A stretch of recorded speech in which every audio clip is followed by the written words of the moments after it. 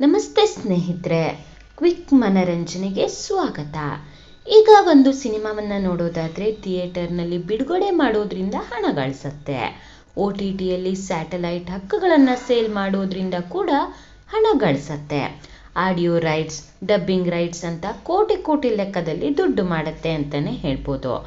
Cinema ನಿರ್ಮಾಣ ಮಾಡೋದಕ್ಕೂ ಕೂಡ ಕೋಟಿ ಬೇಕು, ಗಳಿಸೋದು ಕೂಡ ಕೋಟಿ ಲೆಕ್ಕದಲ್ಲೇ ಅಂತಲೇ ಹೇಳ್ಬೋದು. ಆದರೆ ಧಾರಾವಾಹಿಗಳು ಹೇಗೆ ಹಣ ಗಳಿಸುತ್ತೆ ಅನ್ನೋದು ನಿಮಗೆ ಗೊತ್ತಾ? ಅದರ ಬಗ್ಗೆ ಸಂಪೂರ್ಣ ಮಾಹಿತಿಯನ್ನು ನಿಮಗೆ ಈ ವಿಡಿಯೋದಲ್ಲಿ ತಿಳಿಸಿಕೊಡ್ತೀನಿ. ಆದ್ದರಿಂದ ಸ್ವಲ್ಪವೂ ಸ್ಕಿಪ್ ಮಾಡದೆ ಪೂರ್ತಿ ನೋಡಿ. ಹಾಗೆ ನೀವಿನ್ನೂ ನಮ್ಮ ಚಾನಲ್ನ ಸಬ್ಸ್ಕ್ರೈಬ್ ಮಾಡಿಲ್ಲ ಅಂತಂದರೆ ದಯವಿಟ್ಟು ಸಬ್ಸ್ಕ್ರೈಬ್ ಮಾಡಿ. ಹೌದು ಸ್ನೇಹಿತರೆ, ಹಣ ಗಳಿಸುವಂತಹ ವಿಚಾರದಲ್ಲಿ ಸಿನಿಮಾಕ್ಕೆ ಹೋಲಿಸಿದರೆ ಧಾರಾವಾಹಿಗಳ ಹಾದಿ ಬೇರೆ ಅಂತಲೇ ಹೇಳಬಹುದು. ಸಿನಿಮಾದಂತೆ ಆಯ್ಕೆಗಳು ಇಲ್ಲಿ ಕಮ್ಮಿ, ಬೇರೆ ಮೂಲಗಳಿಂದ ಹಣ ಹರಿದು ಬರೋದಿಲ್ಲ.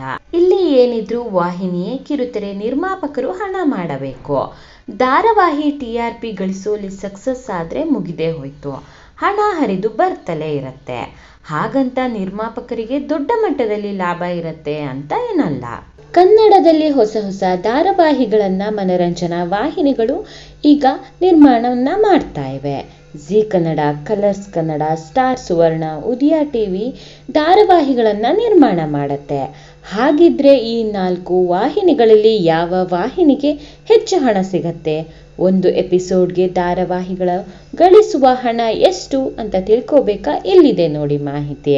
ಅತಿ ಹೆಚ್ಚು ಹಣವನ್ನು ಪಡೆದುಕೊಳ್ಳುವ ಧಾರಾವಾಹಿ ಯಾವುದು ಅಂತ ತಿಳ್ಕೊಳ್ಳೋಕ್ಕೂ ಮುನ್ನ ನಿರ್ಮಾಪಕರಿಗೆ ಹೇಗೆ ಹಣ ಕೈ ಸೇರತ್ತೆ ಅಂತ ನೋಡೋದಾದ್ರೆ, ಕಿರುತೆರೆಯಲ್ಲಿ ಒಂದು ಹೊಸ ಧಾರಾವಾಹಿ ಆರಂಭ ಆದರೆ ಮೊದಲ ಎಪಿಸೋಡ್ನಿಂದಲೇ ಹಣ ಬರೋದಿಲ್ಲ. ಯಾವುದೇ ವಾಹಿನಿ 45 ಎಪಿಸೋಡ್ಗಳವರೆಗೆ ಹಣವನ್ನು ನೀಡೋದಿಲ್ಲ ಅಂತಲೇ ಹೇಳ್ಬೋದು. ಅದನ್ನು ನಿರ್ಮಾಪಕರೇ ನೀಡಬೇಕಾಗತ್ತೆ. 45 ದಿನ ಆದಮೇಲೆ ವಾಹಿನಿ ಒಂದು ಎಪಿಸೋಡ್ಗೆ ಇಷ್ಟು ಹಣ ಅಂತ ರಿಲೀಸ್ ಮಾಡುತ್ತೆ.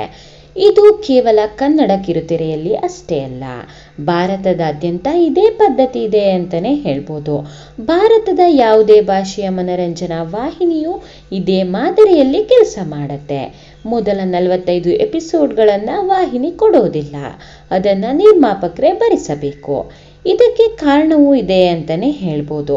ಒಂದು ವೇಳೆ 10 ರಿಂದ 15 ಎಪಿಸೋಡ್ ಮಾಡಿ ಕೈ ಬಿಟ್ಟು ಹೋದರೆ ಅದನ್ನು ವಾಹಿನಿಯೇ ಭರಿಸಬೇಕಾಗತ್ತೆ. ಹೀಗಾಗಿ ನಿರ್ಮಾಪಕರೇ ಹಣವನ್ನು ಹಾಕಬೇಕಾಗತ್ತೆ. ಧಾರಾವಾಹಿ ಮುಗಿದ ಮೇಲೆ ಆ ಹಣವನ್ನು ವಾಹಿನಿ ಮತ್ತೆ ನಿರ್ಮಾಪಕರಿಗೆ ಹಿಂದಿರುಗಿಸುತ್ತೆ. ಮೊದಲು ಧಾರಾವಾಹಿಯ ಪ್ರಾರಂಭದಲ್ಲಿ ಒಂದು ಎಪಿಸೋಡ್ಗೆ ಹೆಚ್ಚು ಹಣವನ್ನೇ ವಾಹಿನಿ ಫಿಕ್ಸ್ ಮಾಡುತ್ತೆ.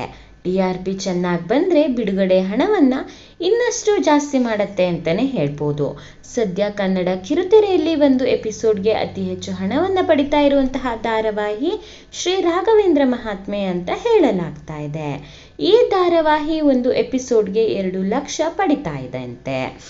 50,000 ಹೆಚ್ಚುವರಿ VFXಗೆ ನೀಡಲಾಗ್ತಾ ಇದೆ ಅಂತ ಕಿರುತೆರೆಯಲ್ಲಿ ಸುದ್ದಿ ಹರಿದಾಡ್ತಾ ಇದೆ ಈಗ. ಇದು ಬಿಟ್ರೆ ಜಿ ಕನ್ನಡ ವಾಹಿನಿಯಲ್ಲೇ ಪ್ರಸಾರ ಆಗ್ತಾ ಇರುವಂತಹ ಕರ್ಣ ಧಾರಾವಾಹಿಗೆ ಒಂದು ಎಪಿಸೋಡ್ಗೆ 1.70 ಲಕ್ಷಕ್ಕೂ ಹೆಚ್ಚು ಹಣವನ್ನು ನೀಡಲಾಗ್ತಾ ಇದೆ.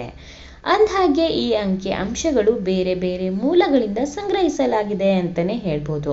ಇದನ್ನು ವಾಹಿನಿಯಾಗಲಿ ನಿರ್ಮಾಣ ಸಂಸ್ಥೆಗಳಾಗಿ ಈಗ ಬಹಿರಂಗಪಡಿಸಿಲ್ಲ.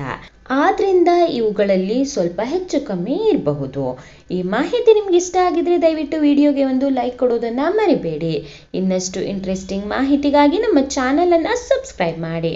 ಮತ್ತೆ ಮುಂದಿನ ವಿಡಿಯೋದಲ್ಲಿ ಸಿಗೋಣ. Thank you for watching.